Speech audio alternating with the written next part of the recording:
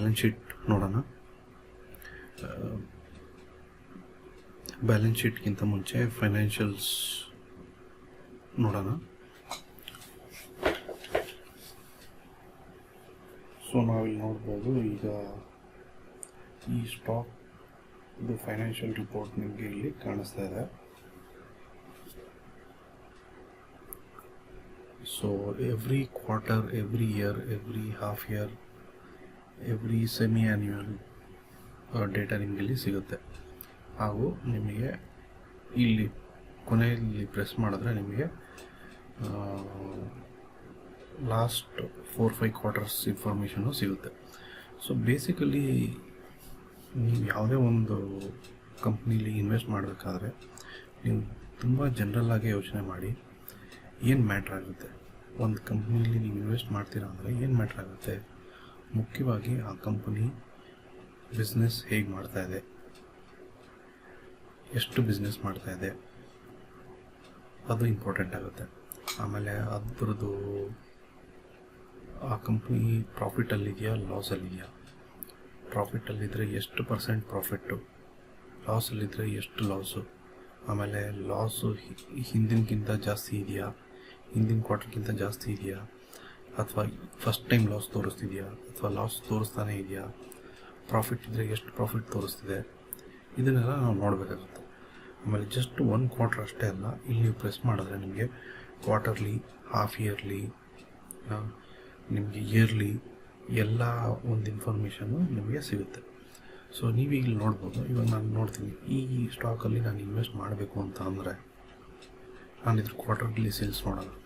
ಇಲ್ಲಿ ನೋಡಿ, ನಿಮಗೆ ಡಿಸೆಂಬರ್ 2017 ಅಂದರೆ Q3 ಆಫ್ 2017 ಡೇಟಾ ಇಲ್ಲಿದೆ ನಿಮಗೆ ಫಸ್ಟ್ ಕಾಲಮಲ್ಲಿ. ಸೆಕೆಂಡ್ ಕಾಲಮಲ್ಲಿ ಸೆಪ್ಟೆಂಬರ್ 2017 ಅಂದರೆ Q2 2017 ಡೇಟಾ ಇದೆ. ಸೊ ನೀವು ನೋಡೋಕೆ ಹೋದರೆ ಸೇಲ್ಸ್ ಎಷ್ಟಾಗಿದೆ ನೋಡಿ, ಸೆಪ್ಟೆಂಬರಲ್ಲಿ 114.45 ಕ್ರೋರ್ಸ್, ಎಲ್ಲ ಫಿಗರ್ಸು ಕ್ರೋರ್ಸಲ್ಲಿದೆ, ಮೇಲ್ಗಡೆ ಇಲ್ಲಿ ತೋರಿಸ್ತದೆ ನೋಡಿ. ಡಿಸೆಂಬರಲ್ಲಿ 1106.31 ಕ್ರೋರ್ಸ್, ಅಂದರೆ ಸೆಪ್ಟೆಂಬರ್ಗಿಂತ ಡಿಸೆಂಬರಲ್ಲಿ ಒಂದು ಸ್ವಲ್ಪ ಸೇಲ್ಸ್ ಕಮ್ಮಿ ಆಗಿದೆ, ಹೌದಾ. ಸೊ ನೀವು ಇಲ್ಲಿ ಕೆಳಗಡೆ ಹಾಗೆ ನೋಡ್ತಾ ಹೋಗಿ, ಒಂದೊಂದೇ ರೋ ಐಟಮ್ಸ್ನ ನೀವು ನೋಡಿ, ನಿಮಗೆ ಗೊತ್ತಾಗುತ್ತೆ. ತುಂಬ ಸಿಂಪಲ್ ಆಗಿದೆ.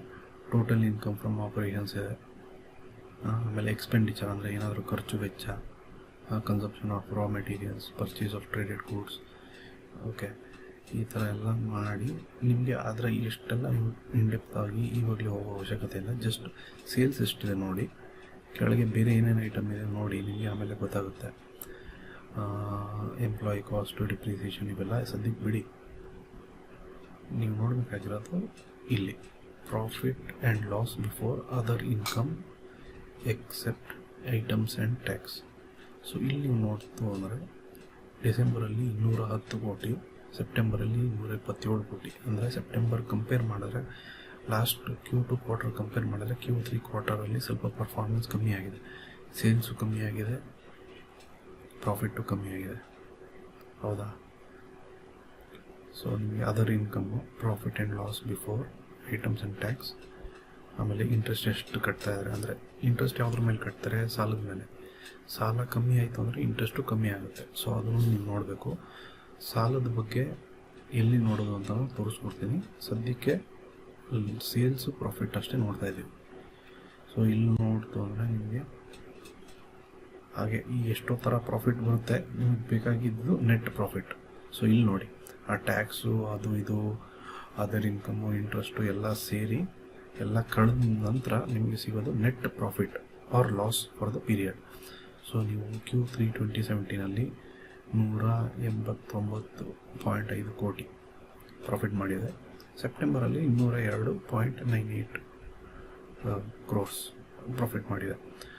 ಸೊ ನೀವು ಲಾಸ್ಟ್ ಕ್ವಾರ್ಟರ್ ಕಂಪೇರ್ ಮಾಡಿದ್ರೆ ಈ ಕ್ವಾರ್ಟರ್ ಸ್ವಲ್ಪ ಪರ್ಫಾರ್ಮೆನ್ಸ್ ಡಿಪ್ ಆಗಿದೆ ಅಂತ ಅಂದ್ರೂ ಈ ಕಂಪ್ನಿ ಪ್ರಾಫಿಟಲ್ಲೇ ಇದೆ. ಸೊ ಅಂಥ ಏನೂ ತೊಂದರೆ ಇಲ್ಲ, ಒಳ್ಳೆ ಕಂಪ್ನಿನೇ. ಅಟ್ಲೀಸ್ಟ್ ಲಾಸ್ ಅಂತೂ ತೋರಿಸ್ತಾ ಇಲ್ಲ, ಪ್ರಾಫಿಟೇ ತೋರಿಸ್ತಿದೆ, ಸ್ವಲ್ಪ ಕಮ್ಮಿ ಆಗಿದೆ. ಡಿಸೆಂಬರ್ ನೀವು ಇನ್ನೊಂದು ಯೋಚನೆ ಮಾಡಬೇಕಾಗಿರೋದು ಅಂದರೆ, ಎಲ್ಲ ಕ್ವಾರ್ಟರಲ್ಲಿ ಸೇಲ್ಸ್ ಒಂದೇ ಥರ ಇರೋಲ್ಲ. ಡಿಸೆಂಬರ್ ಇಯರ್ ಎಂಡಲ್ಲಿ ಸ್ವಲ್ಪ ಕಮ್ಮಿ ಸೇಲ್ಸ್ ಕಮ್ಮಿ ಆಗುತ್ತೆ ಯೂಶ್ವಲಿ, ನಮಗೂ ಗೊತ್ತಿರ್ಬೋದು, ನಾವು ಡಿಸೆಂಬರಲ್ಲಿ ಜಾಸ್ತಿ ಸಾಮಾನು ಖರೀದಿ ಮಾಡಲ್ಲ. ಯಾವುದೇ ಹೊಸ ವಸ್ತು ಆಗಿದ್ದರೆ ಅದನ್ನು ಖರೀದಿ ಮಾಡೋಕ್ಕೆ ಹೋಗಲ್ಲ. ಅದೇನು ಧನುರ್ಮಾಸನೋ ಆಷಾಢ ಮಾಸನೋ ಅಂತಾರಲ್ಲ, ಆ ಥರ. ಸೊ ಹೀಗಾಗಿ ನಾರ್ಮಲಾಗಿ ಇಂಡಿಯಾದಲ್ಲಿ ಎಲ್ಲ ಕಂಪ್ನಿ ಸೇಲ್ಸ್ಗಳು ಒಂದು ಸ್ವಲ್ಪ ಇಯರ್ ಎಂಡ್ ಆಗಿರೋದ್ರಿಂದ ಕಮ್ಮಿ ಆಗಿರುತ್ತೆ. ಎಸ್ಪೆಷಲಿ ಡಿಸೆಂಬರಲ್ಲಿ ಹಾಲಿಡೇ ಸೀಸನ್ ಆಗಿರೋದ್ರಿಂದ ಸೇಲ್ಸ್ ಎಲ್ಲ ಕಮ್ಮಿಯಾಗಿ ಬಿಸ್ನೆಸ್ ಅಷ್ಟೊಂದು ಓಡ್ತಿರಲ್ಲ. ಅದಕ್ಕೋಸ್ಕರನೇ ನಮ್ಮ ಸರ್ಕಾರ ನವೆಂಬರ್ ಡಿಸೆಂಬರಲ್ಲೇ ಆ Q3 ಕ್ವಾರ್ಟರ್ನಲ್ಲೇ ಡಿಮಾನಿಟೈಸೇಷನ್ ಮಾಡಿದ್ದು. ಯಾಕೆಂದರೆ ಆವಾಗ ಬಿಸ್ನೆಸ್ ಲೋ ಇರುತ್ತೆ, ಈ ಟೈಮಲ್ಲಿ ಮಾಡಿದ್ರೆ ಏನೂ ಅಫೆಕ್ಟ್ ಆಗಲ್ಲ ಅನ್ನೋ ಒಂದು ಕಾರಣ ಕೊಟ್ಟು ಡಿಮಾನಿಟೈಸೇಷನ್ ಮಾಡೋದು. ಅದು ಅಫೆಕ್ಟ್ ಆಯಿತು, ಅದು ಬೇರೆ ವಿಚಾರ. ಬಟ್ ಇಲ್ಲಿ ನಾವು ನೋಡೋದು ಏನು ಅಂದರೆ, ಒಂದು ಕ್ವಾರ್ಟರ್ನ ನೀವು ಕಂಪೇರ್ ಮಾಡಬೇಡಿ. ನೀವು ಏನು ಮಾಡ್ಬೋದು ಅಂದರೆ, ಯಾವಾಗಲೂ ಪ್ರೀವಿಯಸ್ ಕ್ವಾರ್ಟರ್ ಕಂಪೇರ್ ಮಾಡಲ್ಲ. ಇಯರ್ ಅಗೋ ಕ್ವಾರ್ಟರ್ ಅಂದರೆ December 27 versus last year December quarter ಅಂದರೆ ಇದು December 2016 ಕಂಪೇರ್ ಮಾಡ್ತೀವಿ. ಆವಾಗ ನೋಡಿ, ನೆಟ್ ಪ್ರಾಫಿಟ್ ಆವಾಗ 185 ಕೋಟಿ ಇತ್ತು, ಇವಾಗ 189 ಕೋಟಿ ಆಗಿದೆ. ಸೊ ಜಾಸ್ತಿನೇ ಆಗಿದೆ ವೆಸಸ್ ಲಾಸ್ಟ್ ಇಯರ್ ಡಿಸೆಂಬರ್. ಯಾವಾಗಲೂ ಒಂದು ಸ್ಟಾಕ್ನ ನೀವು ಅನಲೈಸ್ ಮಾಡೋದು this quarter versus year agro quarter ಹೊರತು ಈ ಕ್ವಾರ್ಟರ್ ವೆಸಸ್ ಪ್ರೀವಿಯಸ್ ಕ್ವಾರ್ಟರ್ ಅಲ್ಲ, ಅಂದರೆ ಸೆಪ್ಟೆಂಬರ್ 2017 ಅಲ್ಲ. ನೀವು ಡಿಸೆಂಬರ್ ನೋಡಿದ್ರೆ ಲಾಸ್ಟ್ ಇಯರ್ ಡಿಸೆಂಬರ್ ಕ್ವಾರ್ಟರ್ ನೋಡಿ, that will be a right comparison. So sales ನೋಡ್ತು ಅಂದರೆ ಲಾಸ್ಟ್ ಇಯರ್ ಡಿಸೆಂಬರಲ್ಲಿ ಬರೀ 800 ಚಿಲ್ಲರೆ ಕೋಟಿ ಆಗಿದ್ರೆ ಇವಾಗ 1100 ಚಿಲ್ಲರೆ ಕೋಟಿ ಆಗಿದೆ. ಸೊ ಪರ್ಫಾರ್ಮೆನ್ಸ್ ಇದ್ದೇ ಇದೆ. ಸೊ ನೀವು ವರಿ ಮಾಡುವಂಥದ್ದು ಏನಿಲ್ಲ, ಒಳ್ಳೆ ಕಂಪ್ನಿ ಚೆನ್ನಾಗಿದೆ.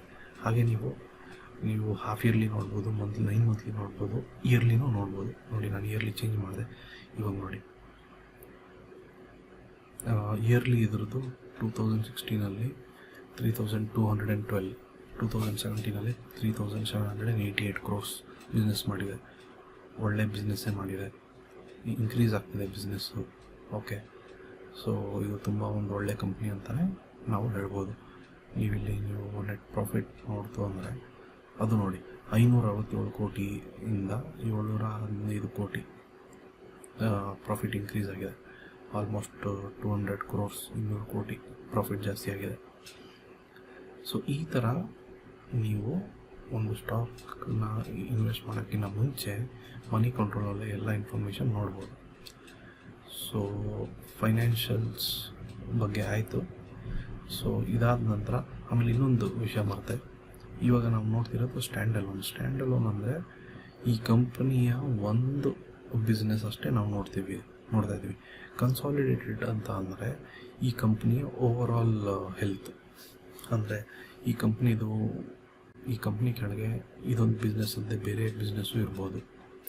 ಅದರದ್ದೆಲ್ಲನೂ ಸೇರಿ ಕನ್ಸಾಲಿಡೇಟೆಡ್ ರಿಸಲ್ಟ್ಸಲ್ಲಿ ಬರುತ್ತೆ. ಅಥವಾ ಫಾರ್ ಎಕ್ಸಾಂಪಲ್ ಬೇರೆ ದೇಶದಲ್ಲೂ ಒಂದು ಬ್ರಾಂಚ್ ಇರ್ಬೋದು, ಅದನ್ನೆಲ್ಲ ನಿಮಗೆ ಕನ್ಸಾಲಿಡೇಟೆಡ್ ಅಂಡರ್ ತೋರಿಸುತ್ತೆ. ಸೊ ಎಲ್ಲ ಕಂಪ್ನಿಗೂ ಕನ್ಸಾಲಿಡೇಟೆಡ್ ಇರಲ್ಲ. ಎಷ್ಟೊಂದು ಕಂಪ್ನಿಗೆ ಬರೀ ಸ್ಟ್ಯಾಂಡ್ ಅಲೋನ್ ತೋರಿಸ್ತಾ ಇರುತ್ತೆ. ಸೊ ಅದ್ರ ತಕ್ಕನಾಗೆ ನೀವು ಚೆಕ್ ಮಾಡ್ಕೊಂಡು ಹೋಗಬೇಕು. ಇದನ್ನು ಚೆಕ್ ಮಾಡೋದು ತುಂಬಾ important, stand alone as well as consolidated. So financials ಬಗ್ಗೆ ಇಷ್ಟೇ. ನೀವು ಎಲ್ಲ ಐಟಮ್ ಚೆಕ್ ಮಾಡಿ, ಒಂದೊಂದೇ ಐಟಮು. ನಿಮ್ಗೆ ಏನಾದರೂ ಡೌಟ್ಸ್ ಇದ್ದರೆ ಕಮೆಂಟ್ ಬಾಕ್ಸಲ್ಲಿ ಹಾಕಿ, ನನಗೆ ಗೊತ್ತಿದ್ದರೆ ನಾನು ಗ್ಯಾರಂಟಿ ತಿಳಿಸ್ತೀನಿ. Thank you.